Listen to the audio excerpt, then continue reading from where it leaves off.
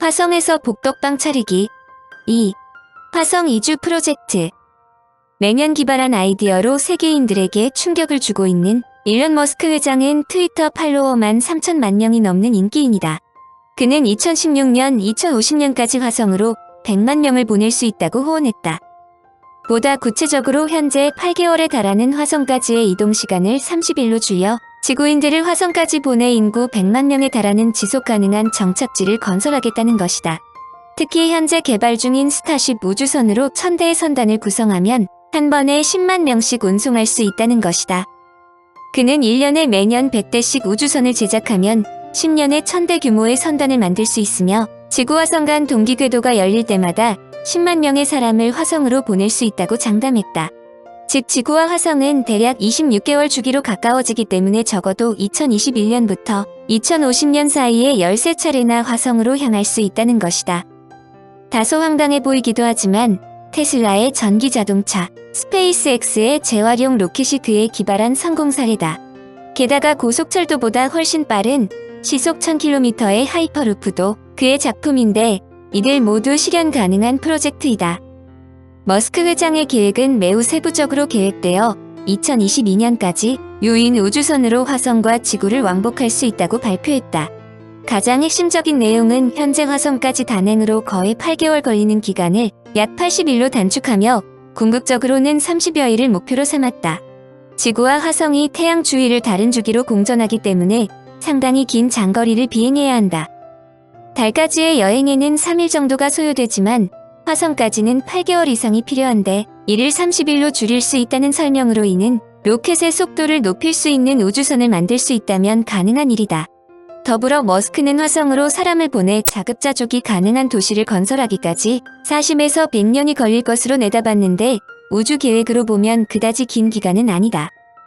머스크의 이런 계획은 궁극적으로 지구가 현재와 같은 상태로 발전을 계속한다면 결국 에너지 고갈, 공해 문제 등으로 지구에서 인간이 살아갈 수 없을 정도로 악화될 경우에 대비하여 지구에서 더 이상 인간이 살 수 없게 되기 전에 다른 행성에서 지구인들이 살 수 있는 공간을 만들자는 것이다. 제안 내용도 매우 단순하다. 화성을 미리 개척해놓고 있어야 그러한 인류 멸망의 상황이 닥칠 때 화성으로 옮겨와 살아남을 수 있다고 말한다. 물론 이런 원대한 계획들이 실제로 실현된다면 SF 영화처럼 인류의 활동 무대는 지구와 화성뿐만 아니라 은하계와 우주 전체로 확대될 수 있음은 물론이다. 하늘에서 불규칙하게 움직이는 화성을 고대 인류는 불길하고 위험한 존재로 생각하여 인류의 상상력을 자극해왔다. 그리스인들은 화성을 전쟁의 신 아레스와 동일하게 생각했고 바빌로니아인들은 저승의 신 이름을 따서 네르가리라 불렀고 고대 중국인들은 인거, 즉 불의 행성이라 불렀다. 화성이 이와 같이 고대인들을 자극시킨 것은 화성에도 생명이 있다고 믿을 만큼 지구와 닮았기 때문으로 화성이 인간의 피난처로 간주되는 것도 동일한 맥락이다. 화성은 태양으로부터의 평균 거리가 약 2억 2,800만 킬로미터이며 영어로는 마르스이다. 적도의 반지름은 3,397km이며 자전축 경사각, 하루의 길이, 중력은 지구를 일로 보았을 때 0.38로 여러가지 측면에서 지구와 너무나도 유사하다. 수소, 산소, 질소, 탄소, 인 등 생명체 구성의 기본 원소가 갖춰져 있고 사계절이 존재하는 등 환경 조건도 지구와 비슷하다. 공전 주기는 687일, 타원형 궤도로 태양을 돌고 있으므로 화성과 지구 사이의 거리가 4,800만 킬로미터밖에 되지 않을 때도 있는데 이런 대접들은 32년마다 일어난다. 또한 화성의 하늘에서는 지구처럼 태양과 달을 볼 수 있는데 달이 한 개가 아니라 2개다. 화성 프로젝트의 출발은 지구에서 인간이 이주할 때 절대적으로 필요한 정착용 자원을 지구에서 옮겨가는 대신 그 화성에서 직접 얻을 수 있는가이다. 이 점에 관한 한 화성은 매우 유리한 여건을 갖고 있다. 우선 화성의 토양 속에는 칼슘과 유황이 석고 형태로 되어 있다. 화성의 진흙 같은 미세한 흙에 물을 섞어 틀에 넣어 말리면 제법 쓸만한 벽돌이 만들어지고 붉은 석재를 물과 섞으면 회반죽을 만들 수 있다. 또한 화성에서 채취한 석고를 구워 거기에 철분이 풍부한 흙먼지와 물을 섞으면 건물 등을 지을 때 필요한 충분한 양의 시멘트를 제조할 수 있다. 화성이 보유하고 있는 자원만 갖고도 인간이 살 수 있는 기초 구조물을 만들 수 있다는 뜻이다. 더구나 화성의 붉은색 사막에서 이산화철이 출토될 것으로 생각한다. 이산화철이 나온다면 지구에서 산소를 유리시켜 이산화철을 철로 바꿔버리는 세균을 보내 철광상을 만들 수 있다. 철과 시멘트만 있다면 견고한 건축 구조물을 만드는 것이 어렵지 않다는 것을 모두 이해할 것이다. 더구나 이들 세균은 산소를 유리시키므로 산소를 공급하는 이중 역할도 할 수 있다고 리츠네스키는 적었다. 화성의 지구와의 다른 걸림돌은 화성에 도착한 지구인이 화성을 출발하여 지구로 돌아올 때 필요한 연료를 어떻게 공급받을 것인가 하는 문제다. 현지에서 연료를 공급받지 못하면 지구에서 상상할 수 없는 큰 우주선을 건조한 후 화성을 왕복하지 않으면 안 된다. 이 문제를 해결하지 못하면 행성 이주 계획에 치명상을 입는 것은 물론이다. 화성 이주의 장점은 바로 연료 문제를 말끔하게 해결할 수 있다는 점이다. 화성의 대기의 95%가 이산화탄소이므로 지구에서 가져간 수소로 화성 대기 중의 이산화탄소의 반응을 일으키면 액화산소와 메탄가스 연료를 만들 수 있다.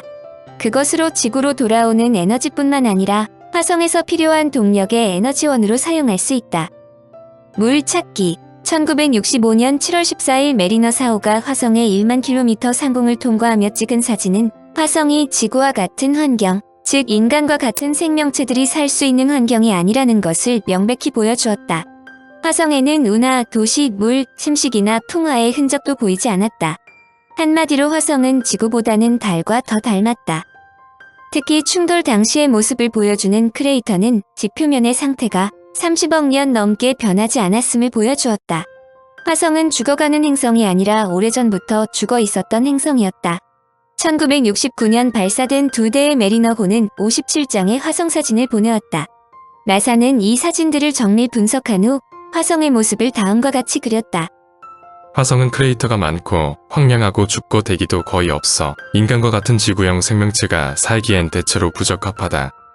1971년 발사한 정찰위성 메리너 9호는 놀랍도록 다양한 화성사진 7천여 장을 보내왔는데 가장 높은 화산인 올림푸스 몬스는 높이가 20km이고 메리너 협곡은 길이가 4,500km에 달한다.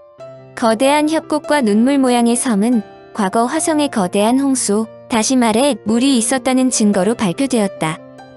미국의 닐 콜먼 박사는 화성의 크리세 평원에 나타난 거대 협곡들을 조사한 결과 길이가 2,000km나 넘게 얽혀있는 이들 거대 협곡은 방대한 양의 물이 아니면 만들 수 없다고 주장했다. 1976년 착륙 탐사선 바이킹 2대는 화성 탐사의 신기원을 이룩했다. 탐사선이 화성 표면에 안착하여 직접 화성에 대한 자료를 보내왔기 때문이다. 이 당시 세계의 관심은 바이킹이 과연 화성의 생명체 유무를 밝힐 수 있는가였지만 결과가 모호해 아직도 그 결론을 놓고 논쟁을 벌이는 중이다. 그러는 와중에 화성에 대한 탐사는 계속되어 화성의 지리와 지질이 보다 더 알려졌다. 1997년 탐사 로봇 소저너, 2004년 스피릿과 오퍼튜니티, 2008년 피닉스는 이전의 탐사선이 보낸 것과 차원이 다른 자료들을 보냈다. 600m 깊이의 깊은 협곡 속으로 계단처럼 이어지고 있는 퇴적물 흔적은 지구의 bin하기와 환경이 유사했던 기간이 수백만 년이나 되었음을 알려준다. 특히 정교한 팔에 삽 카메라, 분석 장치를 달고 있는 피닉스가 보낸 사진은 화성 북극 지역에서 먼지, 모래, 얼음 표면을 보여주었다. 아직 화성에서 미생물이나 지위류의 증거는 알려오지 않았지만 미국 코넬 대학교의 짐 벨 박사는 현재까지 밝혀진 화성의 자료를 토대로 다음과 같이 확신하여 말했다. 화성 생성 초기 어느 시점에 생명이 살만했다. 인간을 비롯한 지구 생명체는 물이 없으면 잠시도 살 수 없다. 어떠한 행성이라도 물이 없다면 이주 계획 자체를 재검토해야 한다. 그런데 화성에는 인간이 절실히 필요로 하는 물이 존재한다는 이점을 갖고 있다. 화성에 물이 있다는 증거는 여러 자료가 증빙한다. 1997년 화성에 도착한 패스파인더가 보낸 사진은 화성에 홍수가 있었다는 명백한 증거들을 보여주었다. 화성의 지하에는 아직도 물이 많이 있다는 것을 간접적으로 시사한다. 2000년 6월에는 화성에 물이 존재했다는 증거로 화성 남극 인근의 지표 사진을 공개했다. 그들이 발표한 지형은 표면에 물이 액체 상태로 스며들어 흘렀을 때 생기는 흔적으로서 지구의 남극 대륙에서도 발견된 바 있다. 미국의 닐 콜먼 박사는 화성의 크리세 평원에 나타난 거대 협곡들을 조사한 결과 길이가 2,000km나 넘게 얽혀있는 이들 거대 협곡은 방대한 양의 물이 아니면 만들 수 없다고 주장했다. 2001년 6월 프랑스의 르몽드지는 2000년 12월 서부 사하라에서 발견된 무게 104g의 운석에서 화성 표면 내부에서 나온 것으로 보이는 물기가 포함되어 있다고 발표했다. 프랑스 국립우주과학연구소는 화성의 멘틀에 표면으로 솟아오르지 않은 물이 있다고 주장했다. 이런 설명에도 불구하고 화성에 물이 있다는 확증이 되지는 못했는데 나사는 2002년 2월 2001년 4월 7일 발사한 무인 화성 탐사선 오디세이가 보내온 화성 관측 데이터를 분석한 결과 먼지와 암석이 뒤섞인 얼음이 넓은 지역에 걸쳐 90cm가량의 두께로 덮여 있는 것으로 보인다고 발표했다. 얼음 흔적은 화성 남극에서 남위 60도에 이르는 지역에 퍼져 있는 것으로 추정되었다. 청취자에게 원하는 것은 1. 구독 2. 좋아요